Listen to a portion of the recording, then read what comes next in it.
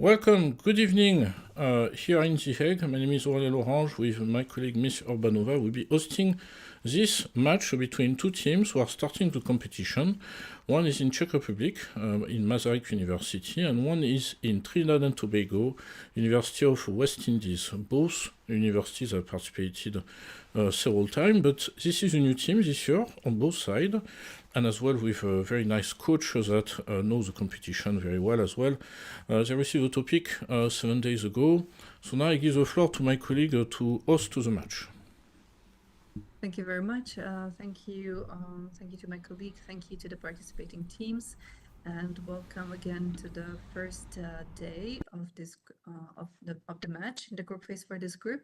So we have the teams from Masaryk University joining us from Czech Republic, where it is now 6 p.m., and the team from University of West Indies joining us from Port of Spain. I believe you have 1 p.m. right now. So before we find out which debate positions the team will represent, just a short reminder for the participants and introduction to our viewers is that the topic debated today will be on the common theme of day one, which is climate change, state responsibility, and environmental law. Specifically, the debate statements of this match is whether or not multilateral environmental agreements should include legally enforceable mechanisms to hold corporations accountable for their contributions to climate change. And thus, before we find out which team will argue for which side during the debate, I would like to give the floor to the students for introductions, starting with Masaryk University. Ms. Bolova, the floor is yours. Hello. My name is Kristina Bolova, and I'm in the first year of the Masaryk Law School. Thank you. Welcome. From University of West Indies, Ms. Murray, the floor is yours. Hi, yes, my name is Adrienne Marie, and I'm in my third year at the University of the West Indies. Thank you and welcome. From Masaryk University, Mr. Neugebauer. Yes, good evening. My name is Tomáš Neugebauer, and I'm in my fourth year of legal studies in the University of Masaryk University. Thank you. Thank you and welcome. From Universities of West Indies, Ms. Wilkinson. Hi, I am Khalifa Wilkinson, and I'm in my third year of law in the University of the West Indies. Thank you and welcome. From Masaryk University, Ms. Suchankova. Good evening, everyone. I'm pleased to be here. I'm in my fourth year at Masaryk University of Law, and good luck, everyone. Thank you and welcome. And for Universities of West Indies, Ms. Jabbar. Hi, my name is Vishala Jabbar. I am a third year at the University of the West Indies. Third year law student, sorry. Thank you and welcome. So in a short moment, you should be able to see my screen where you will see the algorithm to allocate the positions for your debate. Just a little moment. Yes, if I can just get an audio confirmation that you can see the screen. Yeah. Not yet. Yes, now, yes, on my side I see it. Yes, and also for the students, if I can just get the confirmation. Yes, we can see it. Okay, perfect. Thank you very much. Yes. Perfect. As you can see, there are 4 options, 2 for each team to be either in favor or against the debate statement. So just a short moment.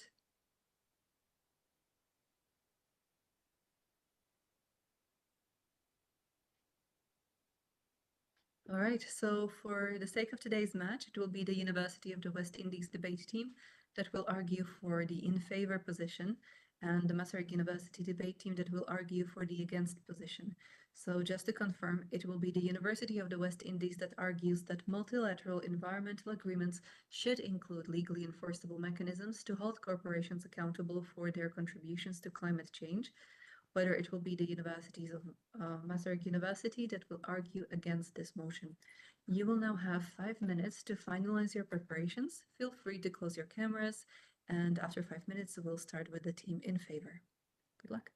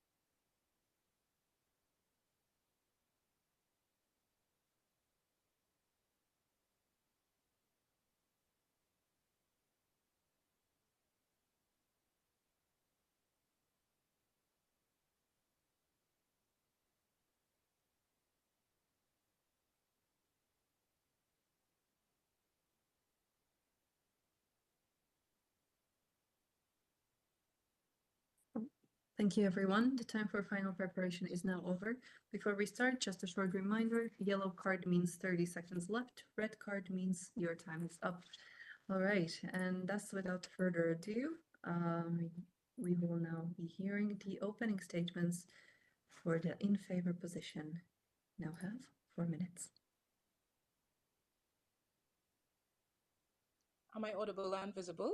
Yes, you are. Thank you. Honorable judges and esteemed colleagues, Greta Thunberg's words resonate with urgency. I want you to act as if the house is on fire, because it is. This statement is a loaded one with regards to climate change, because climate change is no longer just a hypothetical threat.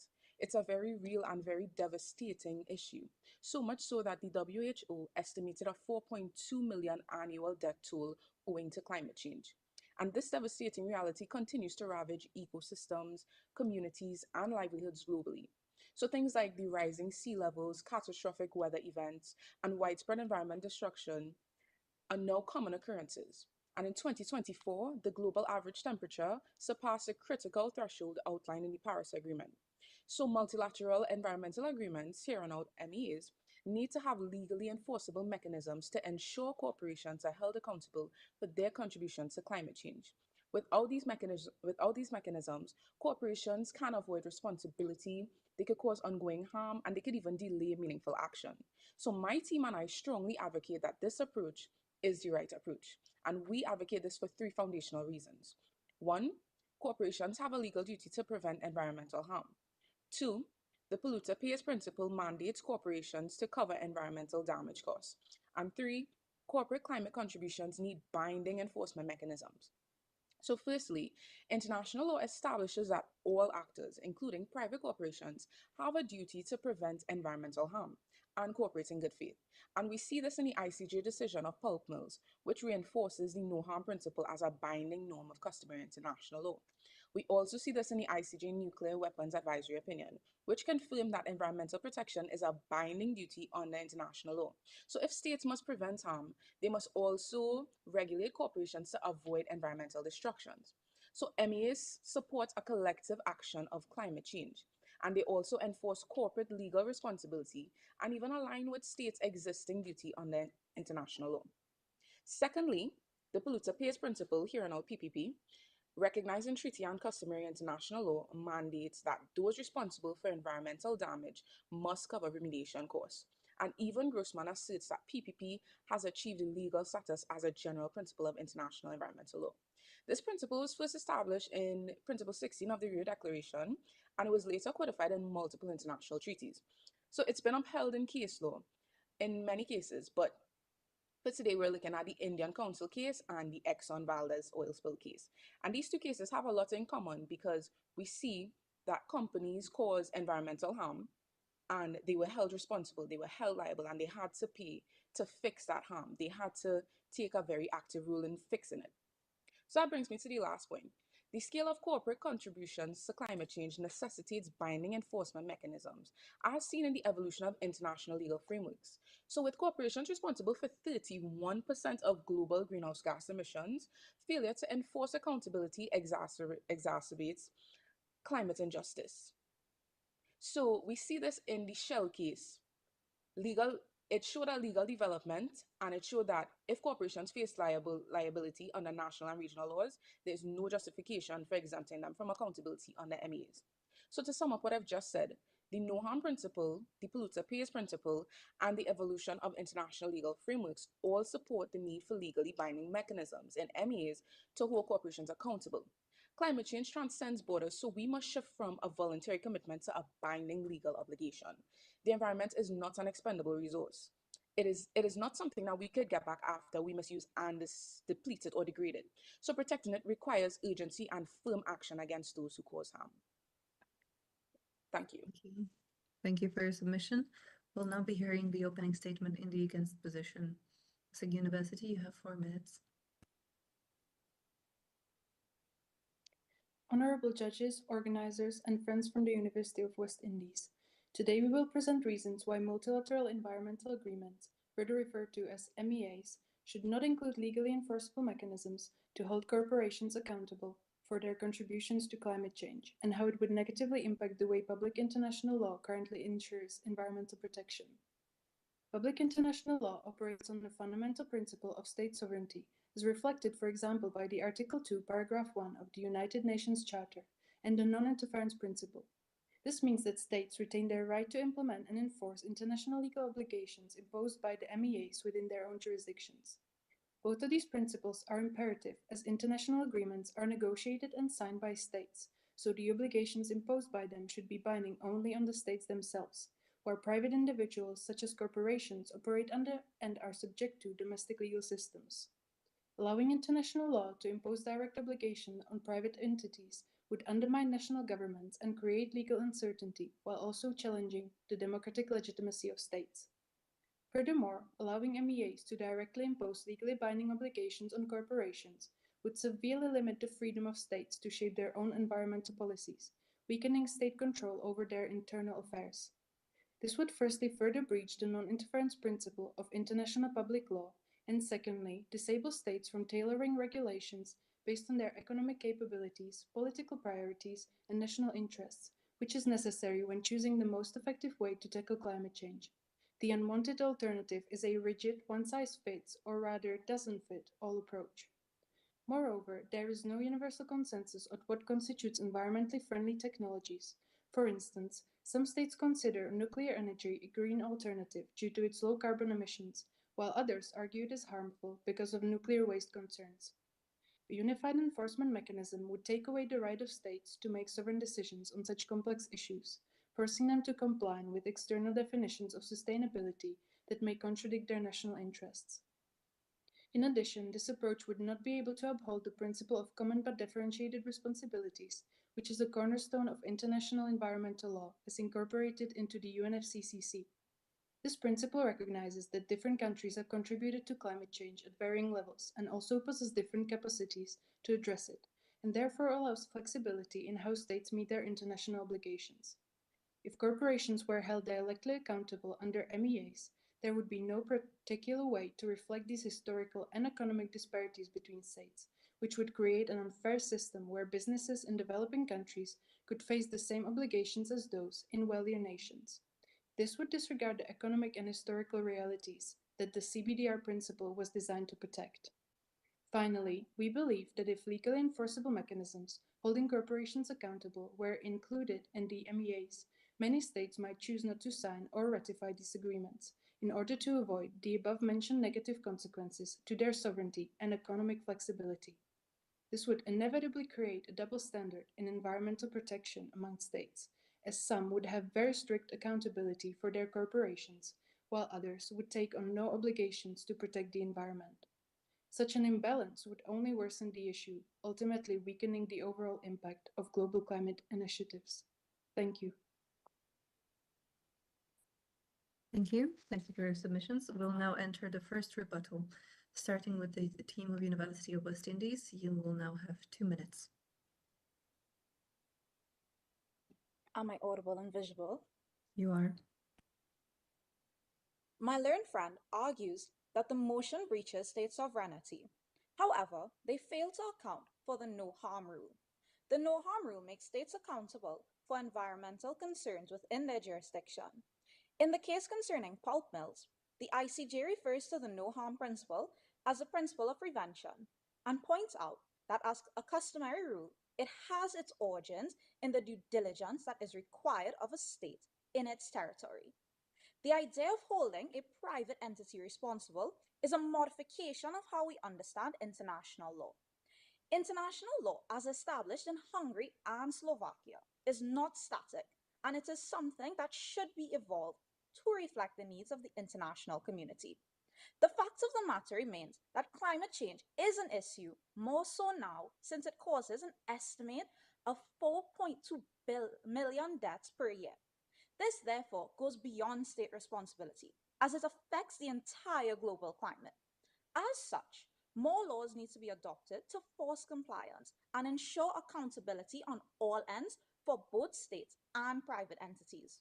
The no harm rule must therefore be applied to corporations, since Without these binding mechanisms, corporations can exploit judicial loopholes by relocating to countries with weaker regulations or shift responsibilities onto states, thus causing them to escape liability for their environmental damage. MEAs must therefore incorporate legally binding corporate accountability to close the regulatory gap and uphold the no harm principle in the context of modern environmental threats. Thank you. Thank you. We'll now hear the first rebuttal in the against position. Masaryk University, you have 2 minutes. Am I audible? You are. Thank you. The side that proposes that the no harm rule is something that we should avoid because there are companies that will move to countries with not a strict law, but how it actually ruins the planet and why it only makes the climate change worse. So if we want to change the climate and we want to fight the climate change, we have to do it in sustainable transition. Therefore, we have the common but differentiated responsibility and no harm rule. What it does is that the countries that aren't currently in the state of changing the climate and currently aren't able to put enough money into changing the climate, that they aren't expected to do so. And it's the Western countries such as countries in EU or in North America that will actually put money and industry change into the climate change. But what Style proposition proposes is a world where we actually ruin the economies of these small countries, of these developing countries, just because big companies move to these countries. We ruin their biggest taxpayers that actually help their citizens to live every day. What we do by this rule is we actually ignore the fact that there are countries that currently aren't able to change the world. Why we do that? Because what happens now is that countries such as maybe New Zealand or Sweden take its legal framework and make it for their own country, and and try to change the climate and actually do it in an effective way. What the side proposition does in this debate is that they actually take this framework that works for New Zealand or works for Sweden, which is a developed countries, and put it onto developing countries that haven't these finances for this and don't have the mechanisms to actually enforce that and establish it for these countries. We actually ruin these economies just by doing so. Thank you. Thank you. We'll now hear the second rebuttal for the in favor position. University of West Indies, you have the floor. Am I audible and visible? You are. My learned friend position does not take into account the polluter pay principle. The polluter pay principle states that those responsible for environmental damage must bear the remediation costs. The case of Exxon shows the application of this principle in the US. Exxon was obligated to engage in extensive, costly cleanup operations after polluting Alaskan waters. If states alone bore the legal responsibility, corporations would continue to exploit the weak regulations of existing legal mechanisms. The Kyoto Protocol and the Montreal Protocol both accommodate for developing states' economic positions, as my learned friends had mentioned. If, however, legally enforceable mechanisms do not extend to corporations that emit greenhouse gases could hide behind these developing states while contributing to global warming and climate change without having to pay for any form of remediation or take accountability for it. For example, an environmental disaster occurred in the Union Carbide in India in 1979. The polluter pay principle was not applied to the factory, so they did not have to restore the environment. This is unacceptable, as environmental disasters contribute to climate change, which affects the entire globe and has long-lasting effects. Therefore, these companies cannot be so heavily protected and have zero accountability measures put in place. As such, including legally binding mechanisms in multilateral environmental agreements is imperative so that it would stabilize the law and ensure that all actors contribute fairly to climate solutions. Thank you. Thank you. We'll now hear the second rebuttal in the against position. Masaryk University, you have the floor. Thank you. So While we take in mind the polluter pays principle, we believe that it is much more effective if we do it in the state-wise system, not the international organization. Why? We have polluter pays principle, which takes effect on these countries that actually are the polluters. It's the Western countries, not the developing countries that haven't made the great evolution and didn't make these great emissions throughout this history. It's these Western countries, and what we do in this debate is we enforce these laws in these countries, and they do it in a tailored way. What happens in our world is that countries such as US, for example, can take this regulatory frame from the Kyoto Protocol, from the Paris Agreement, from UNFCCC, and they made it in a tailored way for their own country. So what happened in the case of Rhode Island, the Chevron Corp, is that Rhode Island actually took action against Chevron because it didn't have because it polluted the air and polluted the state of America. What happens then is that the state can do it much more effectively than the international organization. Why? The international organization doesn't have the the mechanisms to actually monitor the companies and find out how are they polluting. This is what the country does best in the best way, because they know their own industry structure, they know the economic state, and they know how the company pollutes. Therefore, they are able to take force against these companies. Therefore, they can introduce this framework that works for the country, and it's not this general framework that would do it for every country in the same way, which is what side of proposition proposes. Thank you. Thank you. Thank you very much. This concludes the rebuttal stage. I will now hear the concluding statement for the in favor position. University of West Indies, you have 2 minutes. Am I audible and visible? You are. The evidence is overwhelming that the time for mere voluntary commitments and non-enforceable actions has long passed. As Barack Obama once stated, we are the first generation to feel the impact of climate change and the last generation that can do something about it. This is a moment in history where we must act decisively. As my opposing colleagues fail to acknowledge, climate change is not just a national issue. It is a global crisis that transcends borders. The reality is that corporations, the primary drivers of emissions, have been allowed to operate without adequate legal consequences for their environmental harm. MEs must include legally enforceable mechanisms to hold corporations accountable for their contributions towards climate change. And my team and I, we stand firmly in support of this stance, that there is an urgency for action and the need for binding legal frameworks and international accountability. The opposing team positions ignores the scale of climate change and corporate influence on environmental degradation. Again, the law is not static. It evolves to reflect the needs of the society. So the no harm principle, the polluter pays principle, and the evolution of international legal frameworks all support the need for legally binding mechanisms in MEs to hold corporations accountable. These principles are not just ethical imperatives, they are legally enforceable obligations under international law. The polluter pays principle is a binding norm of customary international law. So how many more disasters, be it from oil spills, toxic industrial waste, or uncontrollable wildfires, must occur before we recognize that self-regulation and voluntary pledges are insufficient? We cannot afford to wait any longer for corporations to act in good faith. We must act now. Climate change does not respect borders, and neither should accountability. Thank you. Thank you for your submission. We'll now hear the concluding statements for the against position. Debate team of Masaryk University, you have 2 minutes. Am I visible and audible? You are. Thank you.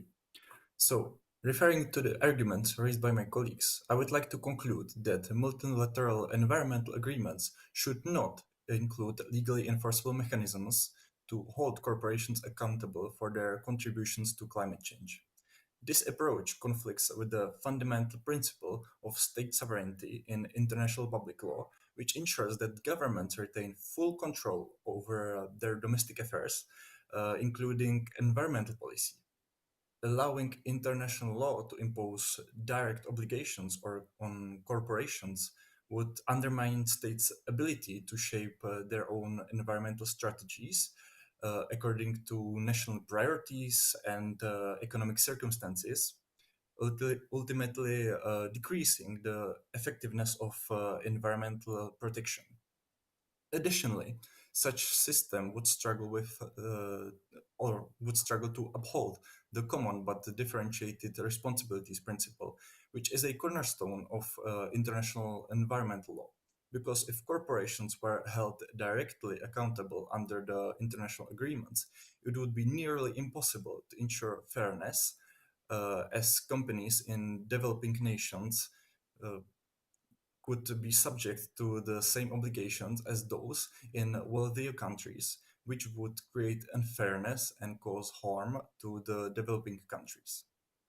For these reasons, environmental agreements should remain state oriented, ensuring that only states bear direct obligations under international agreements. This approach preserves national sovereignty, allows for flexible and context-specific environmental policies, and maintains the essential balance of fairness in global climate governance, while ensuring the best possible fulfillment of multilateral and environmental agreements. Thank you. Thank you. Thank you very much for your submission. You can now all relax. You are no longer graded after this part. As is the tradition for the debate matches of the Hague Inter-University Law Debate Tournament, we'll now take a bit of time to do a short feedback session, feedback round with each of the participants. And I believe we also have one of the mentors on the call. If after the students give their feedback, if Professor Schwartz, you would also like to give some encouraging words to the teams, we will also give you the floor. So perhaps then starting with the University of West Indies, Ms. Wilkinson, how did you find the debate, the research for the match perhaps? Were you already familiar with the topic? So to an extent, we were kind of familiar with the topic, just because some of us did environmental law, so it was nice and it was really interesting to see it come back up. So I think that was really fun research-wise, and yeah. I hope that answers the question. Yeah, indeed. Thank you very much for sharing. Ms. Sukhankova, how was it for you? Were you familiar with the topic, and how was the research and the debate?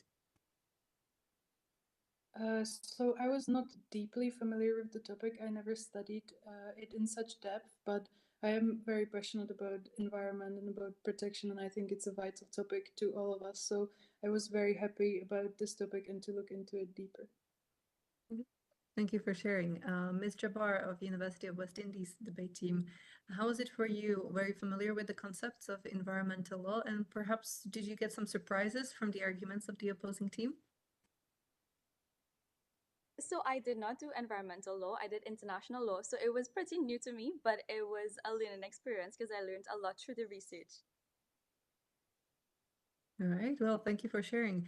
Mr. Nagebauer, how was it for you? Were you familiar with the concepts of environmental law, and perhaps were you surprised by some of the arguments of the opposing team?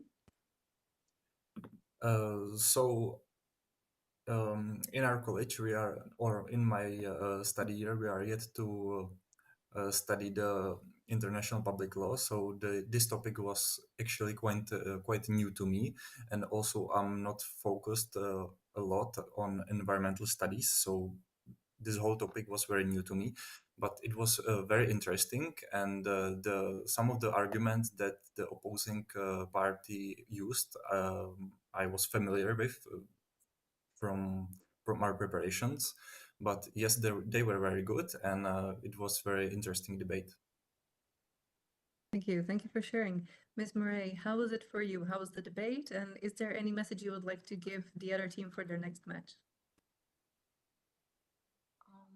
I enjoyed the debate. I, however, similar to the last person, wasn't familiar with environmental law, so it was kind of new doing all this research, but I enjoyed debating against them, and I hope they continue along their endeavors as they face different adversaries. Thank you. Thank you. Thank you for the wish for the other team. Ms. Bolova, how was it for you? How was the debate? And is there a message you would like to give the other team for their next match? I'm still in my first year of studies in law, so I haven't taken any environmental law courses just yet, but I take interest in environmental law in my free time, so it wasn't as new for me as maybe it was for my colleagues. So I quite enjoyed the research and the debate too, and I would like to tell the other team that I really enjoyed the debate and it was really nice. It was great. Yeah. Right. Well, thank you, everyone. And perhaps just to finish our day one session, you are both teams coming from a legacy of your predecessors joining in the previous editions. Perhaps just a general question to both of you, perhaps starting with the Masaryk University. Did you have a chance to get some advice from your predecessors, from the previous debate teams? Did you perhaps watch some of their old matches? And perhaps how was the selection for you this year? Perhaps Ms. Suchankova? So we did not directly get to speak to the previous team yet, but we have watched some of their preparation, and we hope to continue the legacy of our university and do a good job in presenting.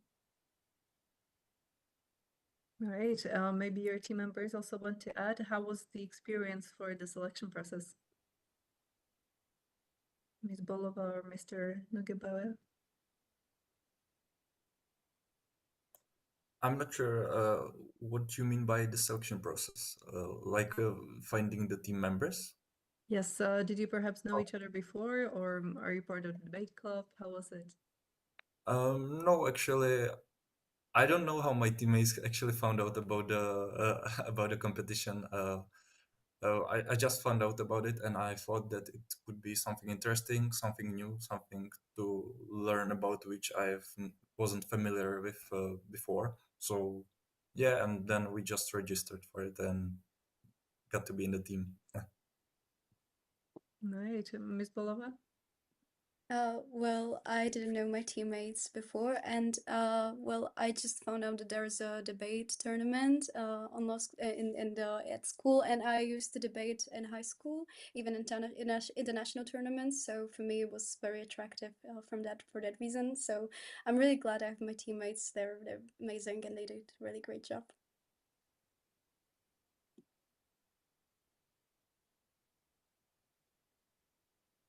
We can't hear you. Sorry. Thank you. My apologies. I was saying that it's always good to have returning universities like your two teams, as it's always good to have new teams incoming. So perhaps that could be a spoiler for the next year's edition. So I will stop there. What about University of West Indies? Were you familiar with each other before you became a team? How was the selection process on your side? We were familiar with each other because we're all in the same year group, so we would have seen each other in and out of class. And as far as the selection process, we had to do different submissions for like a trial moot, and then we were picked based on our advocacy skills. Right. And did you perhaps get some tips from the predecessors? Did you watch their videos? How was it? Yes, so we did get help from the previous year because they are now in year 3 as well.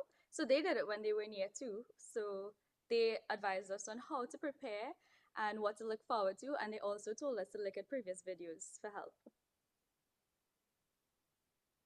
Ms. Wilkinson? How was it? How was it in terms of? Just in general. So, all right. One final question, perhaps, and that would be then starting with Ms. Wilkinson on behalf of University of West Indies. If the Masaryk team landed in your country and you had an agreement maybe to meet up, what would the day look like? Would you take them somewhere to sightsee, or would you take them to try some local food? I feel like something that would be really fun to do in Trinidad is like go on the ferry and probably go from like Port of Spain to different areas in Trinidad. And I would take them to sightsee. We have like mud volcanoes and stuff that would be really fun, or even the Pitch Lake. I think that would be a really fun adventure.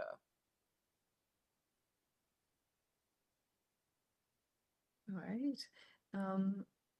What about your teammates? Would you maybe, is there a food, for example, that the Czech team should definitely try? And or perhaps do you have questions about what to try in Czech Republic if you came to Brno, which is one of the very well-known student cities in the region as well? Yeah, so we have a lot of local cuisines. So we have Bacon Shack at Maracas Bay. We have Doubles, which is a popular street food. Yeah. And we have Roti, which you can get a shop anywhere. And you can also come to see our beautiful campus because there's a lot of greenery as well. But you can tell us what we can look forward to in the Czech Republic as well. Indeed, Masaryk team, what would you do if Ms. Wilkinson, Ms. Jabbar, and Ms. Murray arrived to your city?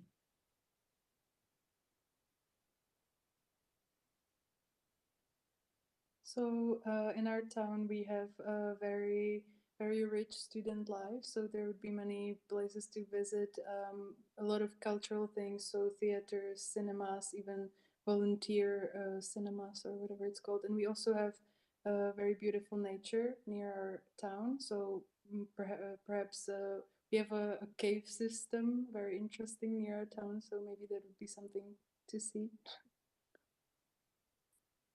Indeed.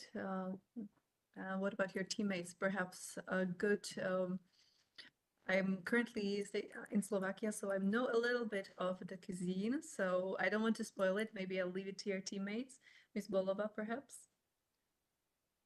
Well, for cuisine, there are definitely some things you have to try, and one of them is Wiener Schnitzel. So we love it in here. We love it in here in Czech Republic, and also svíčková. But I always forget how to say it in English. Yeah. Well. So we translated as candle sauce. Yeah, but like it's from the meat. It's like the funny name of it, but it's, what is it like? It's a sort of like very good type of meat basically, and there's sauce around it, and Cream it's really sauce, good. yeah. Yeah. Yeah, but I would add that we do not have like finger foods or like small portions in our cuisine. We have like really heavy foods, I would say. So well, if you want like a big dinner and you're really hungry, this is the place for it. But if you're a little bit peckish, I would say you won't really find like something that would suit you.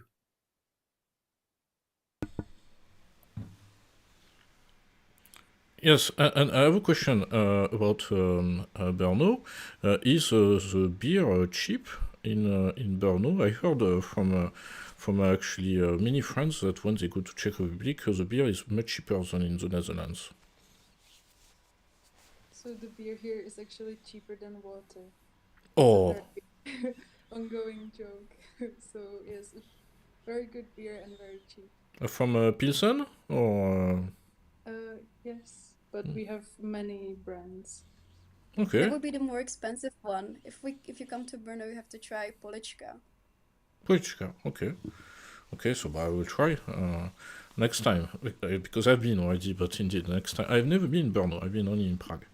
But yes, so in any case, what we want is as well that you keep contact, between the teams. You have several matches, and of course, that's an opportunity to keep contact. On LinkedIn, you can try to find as well the names. We can help you if necessary.